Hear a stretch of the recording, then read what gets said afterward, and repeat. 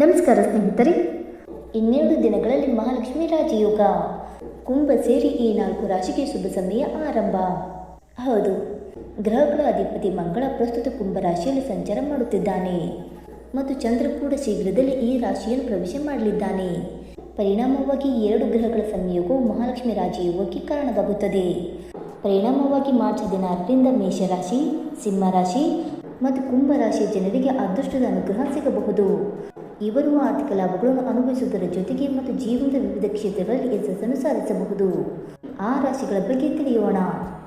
ವೈದಿಕ ಜ್ಯೋತಿಷ್ಯದ ಪ್ರಕಾರ ಚಂದ್ರನನ್ನು ವೇಗವಾಗಿ ಚಲಿಸುವ ಗ್ರಹವೆಂದು ಪರಿಗಣಿಸಲಾಗುತ್ತದೆ. ಇದು ಸಾಮಾನ್ಯವಾಗಿ ಸುಮಾರು 2.5 ದಿನಗಳವರೆಗೆ ಒಂದೇ ರಾಶಿ ಚಕ್ರ ಚಿಹ್ನೆಯಲ್ಲಿ ಸಂಚಾರ ಮಾಡುತ್ತದೆ. ಪರಿಣಾಮವಾಗಿ ಇದು ಬಹುತೇಕ ನಿರಂತರವಾಗಿ ಒಂದು ಅಥವಾ ಇನ್ನೊಂದು ಗ್ರಹಗಳೊಂದಿಗೆ ಅಥವಾ ಅದರ ಅಂಶವನ್ನು ಸಂಯೋಗವನ್ನು ರೂಪಿಸುತ್ತದೆ. ಇದರಿಂದಾಗಿ ವಿವಿಧ ಶುಭ ಗ್ರಹ ಸಂಯೋಜನೆಗಳನ್ನು ಸೃಷ್ಟಿಸುತ್ತದೆ.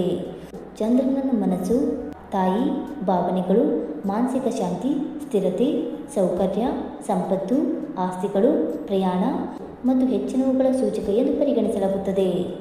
ಚಂದ್ರನು ಶೀಘ್ರದಲ್ಲಿ ಮಂಗಳನೊಂದಿಗೆ ಸಂಯೋಗ ಮಾಡುತ್ತಾನೆ. ಇದರಿಂದಾಗಿ ಚಂದ್ರಮಂಗಳ ಯುತಿಯೋಗ ಅಥವಾ ಮಹಾಲಕ್ಷ್ಮಿ ರಾಜಯೋಗ ಸೃಷ್ಟಿಯಾಗುತ್ತದೆ. ದೃಕ್ ಪಂಚಾಂಗದ ಪ್ರಕಾರ ಮಾರ್ಚ್ 16 ಸಂಜೆ 6:13ಕ್ಕೆ ಚಂದ್ರನು ಕುಂಭರಾಶಿಗೆ ಪ್ರವೇಶ ಮಾಡುತ್ತಾನೆ ಮತ್ತು ಮಾರ್ಚ್ 18 ಬುಧವಾರ ರಾತ್ರಿ 11:35ರವರೆಗೆ ಅಲ್ಲೇ ಇರುತ್ತಾನೆ. ಅಲ್ಲಿ ಚಂದ್ರನು ಮಂಗಳನೊಂದಿಗೆ ಸೇರಿ ಮಹಾಲಕ್ಷ್ಮಿ ಯೋಗವನ್ನು ರೂಪಿಸುತ್ತಾನೆ. ಮಹಾಲಕ್ಷ್ಮಿ ಯೋಗ ಸರಿಸುಮಾರು 54 ಗಂಟೆಗಳ ಕಾಲ ಇದ್ದರೂ ಅದರ ಪರಿಣಾಮಗಳು ನಂತರ ಹಲವಾರು ದಿನಗಳವರೆಗೆ ಇರುತ್ತವೆ. ಈ ಅವಧಿಯಲ್ಲಿ ಮಂಗಳನ ಜೊತೆಗೆ 2 ಗ್ರಹ ರಾಹು ಕೂಡ ಕುಂಭರಾಶಿಯಲ್ಲಿ ಸ್ಥಾನ ಪಡೆದಿದ್ದಾನೆ. ಪರಿಣಾಮವಾಗಿ ಕುಂಭರಾಶಿ ಒಳಗೆ ತ್ರಿಗ್ರಾಹಿ ಯೋಗ ಏಕಕಾಲದಲ್ಲಿ ರೂಪುಗೊಳ್ಳುತ್ತದೆ. ಹೀಗಾಗಿ ಮಹಾಲಕ್ಷ್ಮಿ ಯೋಗದಿಂದ ಶುಭ ಫಲ ಪಡೆಯುವ ರಾಶಿಗಳು ಯಾವುವೆಂದು ತಿಳಿದುಕೊಳ್ಳೋಣ ಬನ್ನಿ ಸ್ನೇಹಿತರೆ. ಅದಕ್ಕೂ ಮುಂಚೆ ನೀವು ನಮ್ಮ ಚಾನಲ್ಗೆ ಸಬ್ಸ್ಕ್ರೈಬ್ ಮಾಡದೆ ನೋಡ್ತಾ ಇದ್ದರೆ ದಯವಿಟ್ಟು ನಮ್ಮ ಚಾನಲ್ಗೆ ಸಬ್ಸ್ಕ್ರೈಬ್ ಮಾಡಿಕೊಳ್ಳಿ ಸ್ನೇಹಿತರೆ. ಹಾಗೆ ವೈದಿಕ ಜ್ಯೋತಿಷ್ಯ ಮತ್ತು ಆಚಾರ ವಿಚಾರಗಳಲ್ಲಿ ನಂಬಿಕೆ ಇದ್ದರೆ ವಿಡಿಯೋಗೊಂದು ತಪ್ಪದೆ ಲೈಕ್ ಕೊಟ್ಟು ನಿಮ್ಮ ಆತ್ಮೀಯರಿಗೆ ಶೇರ್ ಮಾಡಿ. ಮೊದಲನೆಯದಾಗಿ ಮೇಷರಾಶಿ. ಮೇಷರಾಶಿ ಅಡಿಯಲ್ಲಿ ಜನಿಸಿದ ವ್ಯಕ್ತಿಗಳಿಗೆ ಮಂಗಳ ಮತ್ತು ಚಂದ್ರನ ಸಂಯೋಗದಿಂದ ರೂಪುಗೊಂಡ ಮಹಾಲಕ್ಷ್ಮಿ ಯೋಗವು ಜೀವನದ ವಿವಿಧ ಕ್ಷೇತ್ರಗಳಲ್ಲಿ ಪ್ರಯೋಜನಗಳನ್ನು ತರುತ್ತದೆ. ಈ ರಾಶಿ ಚಕ್ರದ 11ನೇ ಮನೆಯಲ್ಲಿ 2 ಗ್ರಹಗಳ ಸಂಯೋಗ ಸಂಭವಿಸುತ್ತಿದೆ.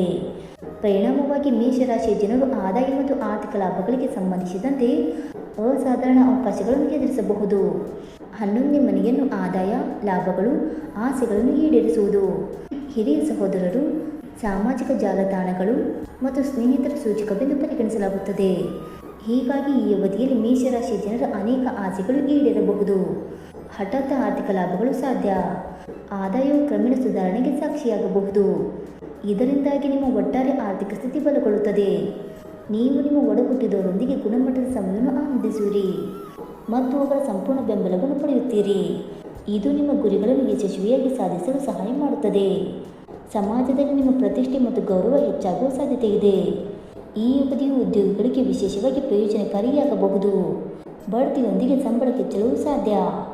ಭೂಮಿ ಮತ್ತು ಆಸ್ತಿ ವಿಷಯಗಳಿಗೆ ಸಂಬಂಧಿಸಿದ ಬಾಕಿ ಇರುವ ಕೆಲಸಗಳು ಅಂತಿಮವಾಗಿ ಪೂರ್ಣಗೊಳ್ಳಬಹುದು.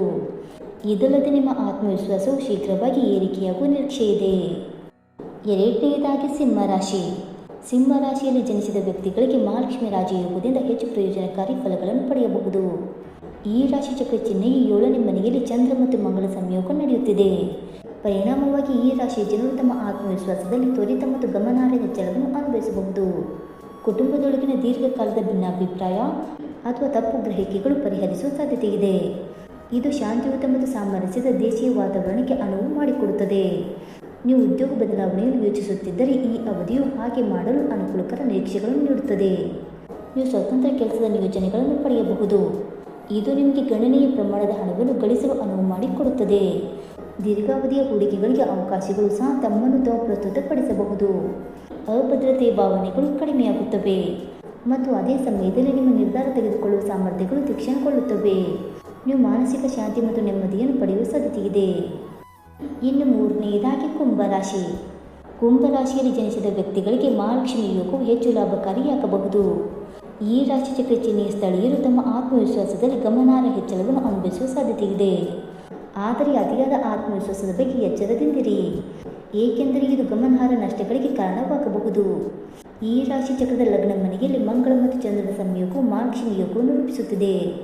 ಪರಿಣಾಮವಾಗಿ ಈ ರಾಶಿಗೆ ಸೇರಿದ ವ್ಯಕ್ತಿಗಳು ಉತ್ತಮ ಆರ್ಥಿಕ ಸ್ಥಿತಿಯನ್ನು ಅನುಭವಿಸಲು ಸಿದ್ಧರಾಗಿದ್ದಾರೆ. ಸ್ಥಗಿತಗೊಂಡ ಹಣವನ್ನು ಮರಳಿ ಪಡೆಯಬಹುದು. ನೀವು ನಿಮ್ಮ ಕುಟುಂಬದೊಂದಿಗೆ ಗುಣಮಟ್ಟದ ಸಮಯವನ್ನು ಕಳೆಯುತ್ತೀರಿ.